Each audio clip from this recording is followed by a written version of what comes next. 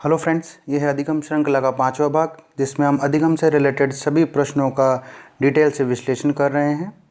तो चलिए शुरू करते हैं आज का पहला प्रश्न।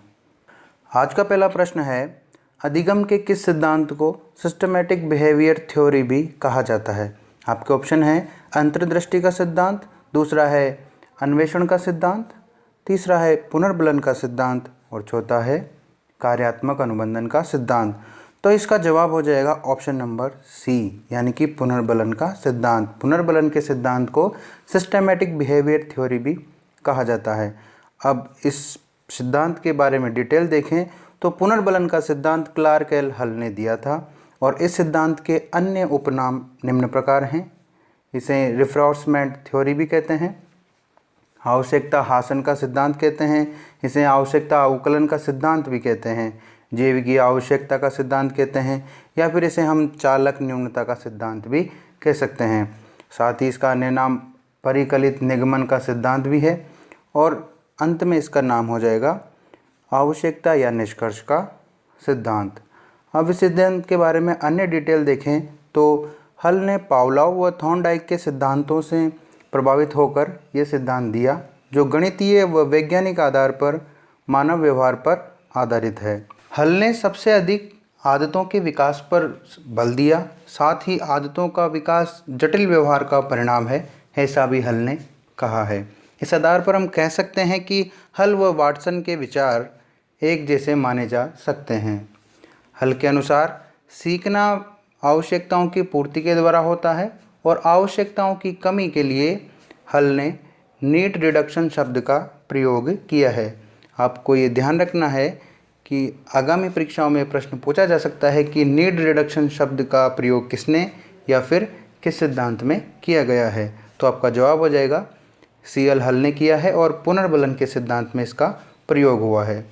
इसके बारे में कुछ अन्य बात देखें तो इस सिद्धांत के अनुसार यदि कोई कार्य मानव या पशु की आवश्यकताओं की पूर्ति करता है तो वह उस कार्य को सीख लेता है, अर्थात आवश्यकताओं की पूर्ति सीखने का आधार है। इसीलिए इस सिद्धांत को सिस्टमैटिक बिहेवियर थ्योरी भी कहा जाता है। अर्थात प्राणी को अपनी जैविकीय यानी कि जन्मजात आवश्यकताओं जैसे भूख, प्यास आदि की आवश्यकता में कमी होती है तो वह स्वतः ही क्रिया करेगा। इस सिद्धांत का शैक्षिक महत्व देखें तो विषय वस्तु का चयन, पाठ्य पुस्तकों का निर्माण या पाठ्यक्रम का निर्माण बच्चों की आवश्यकताओं के अनुसार होना चाहिए। ये बालक की क्रियाओं को वास्तविक जीवन से संबंधित करता है, साथ ही व्यक्तिगत शिक्षा पर बल देता है। यह सिद्धांत अध्यापकों को बालकों के ज्ञान की पुनरावृत्ति करने पर बल देता है। कई मनोवैज्ञानिकों ने इस अधिगम के सिद्धांत को अधिगम का सर्वोत्कृष्ट सिद्धांत माना है। अगला प्रश्न है, नैमित्तिक अधिगम या इंस्ट्रूमेंटल लर्निंग किस सिद्धांत से संबंधित है। आपका ऑप्शन नंबर ए है प्रयत्न और भूल का सिद्धांत, परंपरागत अनुबंधन का सिद्धांत, क्रिया प्रसूत अनुबंधन का सिद्धांत, या फिर ऑप्शन नंबर डी पुनर्बलन का सिद्धांत। तो इसका आंसर हो जाएगा ऑप्शन नंबर सी, यानी कि क्रिया प्रसूत अनुबंधन का सिद्धांत, जो बीएफ स्किनर ने दिया था। अन्य सिद्धांतों की बात करें तो प्रयत्न व भूल का सिद्धांत थॉर्नडाइक ने दिया है, परंपरागत अनुबंधन का सिद्धांत पावलोव ने दिया है और पुनर्बलन का सिद्धांत सीएल हल ने दिया है, जो अभी हाल ही में आपने पढ़ा है। अब क्रिया प्रसूत अनुबंधन के सिद्धांत की बात करें तो इसके बारे में हम अधिगम के भाग 4 में डिटेल से पढ़ चुके हैं, फिर भी कुछ इम्पोर्टेंट फैक्ट्स देख लेते हैं। बीएफ स्किनर का यह सिद्धांत थॉर्नडाइक के चयन व संयोजन के सिद्धांत पर आधारित है। स्किनर ने अपनी पुस्तकों द बिहेवियर ऑफ ऑर्गेनिज्म तथा दूसरी पुस्तक बियॉन्ड फ्रीडम एंड डिग्निटी में इसकी व्याख्या की है। इस सिद्धांत के अनुसार अभिप्रेरणा से ही उत्पन्न क्रिया ही सीखने के लिए उपयोगी होती है, अर्थात इसमें व्यवहार व अनुक्रिया को अनुबंधित किया गया है। क्योंकि व्यवहार कार्यात्मक होता है व अनुक्रिया प्राणी परिस्थितिवश करता है, उसे अनुक्रिया के लिए किसी बाह्य उद्दीपक की आवश्यकता नहीं होती है। यदि उसके व्यवहार की अनुक्रिया को पुनर्बलित कर दिया जाए, यानी कि प्रोत्साहन दे दिया जाए उसे, तो उस अनुक्रिया की भविष्य में पुनरावृत्ति होने की संभावना बढ़ जाती है। अन्य फैक्ट देखें तो अनुक्रिया ही पुरस्कार या दंड का साधन बनती है, इसीलिए इस सिद्धांत को नैमित्तिक अधिगम या इंस्ट्रूमेंटल लर्निंग कहा है। अगली बात करें तो इसे रिक्त प्राणी उपागम भी कहते हैं, क्योंकि इनके अनुसार सीखने की व्याख्या हेतु किसी सिद्धांत की आवश्यकता नहीं होती है और न ही किसी दैहिक चर यानी कि व्यक्ति की आवश्यकता होती है, इसीलिए इसे केवल रिक्त प्राणी उपागम कहते हैं, यानी कि इसके लिए केवल रिक्त प्राणी की ही आवश्यकता है। स्किनर ने भूखे चूहे व कबूतरों पर इस प्रयोग को किया है और इसके प्रयोग के आधार पर यह कहा जा सकता है कि स्किनर का सिद्धांत अनुबंधन का सिद्धांत होते हुए भी पावलोव के अनुबंधन के सिद्धांत से भिन्न है। अगली फैक्ट की बात करें तो स्किनर ने 2 प्रकार के व्यवहारों का वर्णन किया है, प्रतिक्रियात्मक व्यवहार व क्रिया प्रसूत व्यवहार, इसीलिए इसे स्किनर का द्विकारक सिद्धांत भी कहते हैं। इस सिद्धांत की अध्यापक के लिए उपयोगिता देखें तो विद्यार्थियों को धीरे धीरे सबलीकृत करके व्यवस्थापित किया जा सकता है, साथ ही अच्छे कार्य पर सकारात्मक पुनर्बलन देकर तथा गलत कार्य पर नकारात्मक पुनर्बलन देकर इसे घटाया जा सकता है। शिक्षा के क्षेत्र में अभिक्रमित अनुदेशन यानी कि प्रोग्राम इंस्ट्रक्शन एवं शिक्षण इसी सिद्धांत पर आधारित है। इस सिद्धांत की कुछ कमियों की बात करें तो यह केवल साधनगामक व्यवहार पर लागू होता है, साथ ही ये विद्यालय के समस्त शिक्षा कार्यक्रमों के लिए अनुकूल नहीं है तथा ये छुपे हुए यानी कि गुप्त व्यवहार को सबलीकृत नहीं कर पाता है, यानी कि इसके लिए जटिल होता है।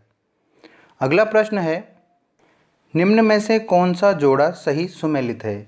ऑप्शन नंबर ए है आवश्यकता अनुक्रम का सिद्धांत मास्लो ने दिया, यानी कि अब्राहम मैस्लो ने दिया। ऑप्शन नंबर बी है उद्दीपक अनुक्रिया सिद्धांत थॉर्नडाइक ने दिया और ऑप्शन नंबर सी पुनर्बलन का सिद्धांत क्लार्क एल हल ने दिया, या फिर ऑप्शन नंबर डी उपरोक्त सभी। तो इसका जवाब हो जाएगा ऑप्शन नंबर डी, यानी कि उपरोक्त सभी, अर्थात सभी जोड़े सही सुमेलित हैं।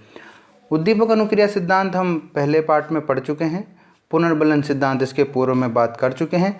तो आइए हम देखते हैं आवश्यकता अनुक्रम सिद्धांत को डिटेल से। आवश्यकता अनुक्रम का सिद्धांत अब्राहम मैस्लो ने दिया। अब्राहम मैस्लो ने बताया कि व्यक्ति की आवश्यकता ही उसे सीखने हेतु प्रेरित करती है, अर्थात जब व्यक्ति की आवश्यकता की पूर्ति हो जाती है तो वह आवश्यकता आगे उतनी प्रेरक नहीं होती है, जबकि कोई अन्य आवश्यकता अधिक प्रेरक हो जाती है। मैस्लो ने आवश्यकताओं को 5 वर्गों में उनके पदानुक्रम के रूप में विभक्त किया है, जिसमें पहली है शारीरिक आवश्यकताएं, दूसरी है सुरक्षा संबंधी आवश्यकताएं, तीसरी है संबद्धता एवं स्नेह संबंधी आवश्यकताएं और चौथी है आत्मसम्मान एवं स्थिति संबंधी आवश्यकताएं और पांचवी है स्ववास्तुवादी या आत्मविकास संबंधी आवश्यकताएं हैं। मैस्लो ने इन्हें मूल आवश्यकताएं कहा है। इन 5 आवश्यकताओं को मैस्लो ने मूल आवश्यकताएं कहा है। साथ में उन्होंने ये भी बताया कि व्यक्ति की इन 5 आवश्यकताओं के अलावा 4 पूरक आवश्यकताएं भी होती है, जिनमें पहली है संज्ञानात्मक आवश्यकताएं, जिसके 2 भाग होते हैं, ज्ञान संबंधी आवश्यकता व बोध संबंधी आवश्यकता, और दूसरी है तंत्रिका तय आवश्यकताएं, तीसरी है न्यूनता अभिप्रेरक आवश्यकताएं और चौथी है वर्धक अभिप्रेरक आवश्यकताएं। अब इन आवश्यकताओं के संबंध में अन्य फैक्ट देखें तो अधिगम की दृष्टि से वर्धक अभिप्रेरक आवश्यकताएं महत्वपूर्ण होती है और ये अधिगम के उच्च स्तर से संबंधित है। यह अधिगम के मनोगामक व भाव पक्षों से संबंधित है। अन्य फैक्ट की बात करें तो मैस्लो ने इन्हें मेटा आवश्यकताएं यानी कि स्वत्व अभिप्रेरक, जिसे इंग्लिश में कहें तो बीइंग मोटिव या बी मोटिव कहा है। मैस्लो ने बी मोटिव की संख्या 18 बताई है। आपको ये सभी बातें ध्यान रखनी है। अगला प्रश्न है, अंतर्दृष्टि सिद्धांत के अनुसार शिक्षण में कौन सी विधि को अपनाना चाहिए? आपका ऑप्शन है ए अनुकरण विधि, बी है प्रत्यक्ष विधि, सी है प्रयोजन विधि तथा डी है समस्या समाधान विधि। तो अंतर्दृष्टि सिद्धांत के अनुसार शिक्षण में इसका आंसर हो जाएगा समस्या समाधान विधि को अपनाना चाहिए। अगला प्रश्न है, गेस्टाल्टवादी मनोवैज्ञानिकों ने अंतर्दृष्टि की व्याख्या मुख्यतः कितने संप्रतियों के माध्यम से की है? ऑप्शन नंबर ए है 5, बी है 3, सी है 6 या फिर ऑप्शन नंबर डी 4। तो इसका जवाब हो जाएगा ऑप्शन नंबर ए, यानी कि 5 संप्रतियों के माध्यम से व्याख्या की है। अब इसके बारे में इन 5 संप्रतियों को देखें तो अंतर्दृष्टि की व्याख्या गेस्टाल्टवादी मनोवैज्ञानिकों कोहलर ने 1927, कोफका ने 1935 और वर्दीमर ने 1945 में मुख्यतः 5 संप्रतियों के माध्यम से की है। और ये 5 संप्रति निम्न प्रकार हैं, जिसमें पहला है लक्ष्य, दूसरा है बाधा, तीसरा है तनाव, चौथा है संगठन तथा 5वां है पुनः संगठन। अगला प्रश्न है, किस मनोवैज्ञानिक के अनुसार सूझ एक आकस्मिक ज्ञान है? ऑप्शन नंबर ए है आपका वर्दीमर, बी है कोफका, सी है कोहलर और डी है कर्टलेविन। तो इसका जवाब हो जाएगा ऑप्शन नंबर सी, यानी कि कोहलर। कोहलर के अनुसार सूझ एक आकस्मिक ज्ञान है, क्योंकि गेस्टाल्टवादियों के अनुसार प्राणी की प्रत्यक्षीकरण प्रक्रिया में एकाएक पुनः संगठन का होना ही सूझ है और सूझ का अर्थ समस्या के अचानक हल प्राप्त करने से है। इसीलिए कोहलर के अनुसार सूझ एक आकस्मिक ज्ञान है। अगला प्रश्न है, किस मनोवैज्ञानिक ने अधिगम प्रतिस्थापन या स्थानापन्नता का सिद्धांत दिया? ऑप्शन नंबर ए है ब्रूनर ने, बी है बांडुरा ने, सी है गुथरी ने तथा डी है टोलमैन ने। तो इसका आंसर हो जाएगा ऑप्शन नंबर सी, यानी कि गुथरी ने अधिगम प्रतिस्थापन या स्थानापन्नता का सिद्धांत दिया है। अब इसके बारे में कुछ फैक्ट देखें तो एडविन रे गुथरी ने यह सिद्धांत खरगोश पर प्रयोग कर प्रतिपादित किया।